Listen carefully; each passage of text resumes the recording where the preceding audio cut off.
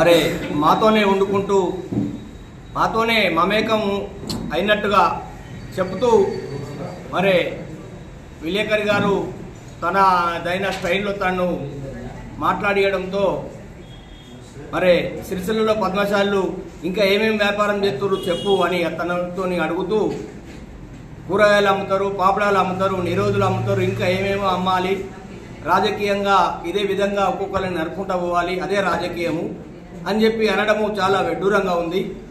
గతముల పరిపాలకులు ఆ రోజు అన్నప్పుడు మీరు దొరలు అంటున్నారు అని మీరు అన్నారు, మరి ఇప్పుడు రెడ్లు అంటుర్రు. మరి ఇదే విధంగా అనుకుంటూ పోతుంటే మేము పడుకుంటూ ఊకోవాలన్నా? మరి దీన్ని మీరు ఆలోచించాలి. అదేవిధంగా సిరిసిల్ల పద్మశాలి సంఘం అధ్యక్షుడు ప్రధాన కార్యదర్శి లేకపోయినా మిగతా సభ్యులు స్పందించిన తీరు అద్భుతం. కానీ వారు ఇదే విధంగా ప్రతి రాజకీయ పార్టీ నాయకుని పైన ఎందుకు స్పందించలేకపోతున్నారు? గతంలో కేటీఆర్ సిరిసిల్ల పద్మశాలీలు సారంపల్లి కల్లుగుద్దల, పెద్దూరు కల్లుగుద్దల కల్లుగుడాలు వేసుకొని కల్లుగుడాలు దాగి రాజకీయం చేద్దామన్నప్పుడు సిరిసిల్ల పద్మశాలీలు అందరూ కల్లుగుడాలు తాగేటోళ్ళు లేరు. ప్రతి ఒక్కరు తాగరు. తాగేటోళ్ళని ఒక్కరిద్దరు అనాలి కానీ ఒక ఇద్దరు ముగ్గురు తాగేటోళ్ళని పట్టుకొని పూర్తి పద్మశాలి సమాజాన్ని కించపరిచే విధంగా మాట్లాడినప్పుడు ఈ పద్మశాలి సంఘం ఎక్కడ పోయింది? అదేవిధంగా చిక్కాల రామారావు, మీ షాలోళ్ళు ఓట్లెత్తనా గెలుతున్నామా, మీకేంది చేసేది, మీరు ఎయ్యకుర్రి అన్నప్పుడు మీ సంఘం ఎక్కడ పోయింది? మీరు ఎందుకు స్పందించలే?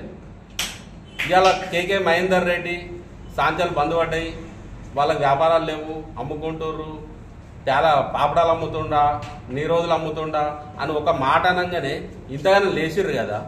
ఇదే లేచుడు అదే రోజు మీరు కేటీఆర్ మీద చిక్కాల రామారావు మీద లేస్తే ఇవాళ ఈ పరిస్థితి వచ్చి ఉండేది కాదు. కుల సంఘంలో ఉన్న వ్యక్తులు ఎవరైనా సరే రాజకీయ పార్టీలకు అతీతంగా మాట్లాడాలి. కానీ మా పార్టీ నాయకుడు అంటే మేము రాము, ఇవాళ మహేందర్ రెడ్డి అన్నాడని అధ్యక్షుడు రాడు. అంతకుముందు అందరు బీఆర్ఎస్లు ఉన్నప్పుడు కేటీఆర్ అంటే రామారావు అంటే ఎవరు మాట్లాడరు.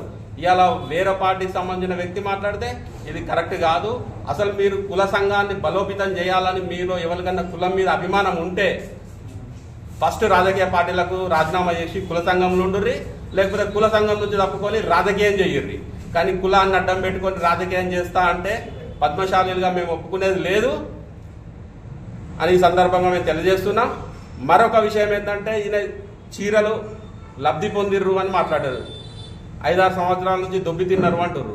అయ్యా మహేందర్ రెడ్డి గారు, మీరు అధికారంలో ఉన్నారు, మీ పార్టీ అధికారంలో ఉన్నది, మీరు సిరిసిల్ల నియోజకవర్గ ఇన్ఛార్జి ఉన్నారు. దొబ్బి తిన్నది ఎవరు? 6 ఏళ్ళ నుంచి దొబ్బి తిన్నది ఆ నలుగురికి ఇంకో 8 మంది దొబ్బి తిన్నారు. కార్మికులు ఇవాళ అమ్ముకొని జాగమ్ముకొని సాంచలు అమ్ముకున్న తినే పరిస్థితి లేరు, కూలికి పోయే పరిస్థితి వచ్చింది.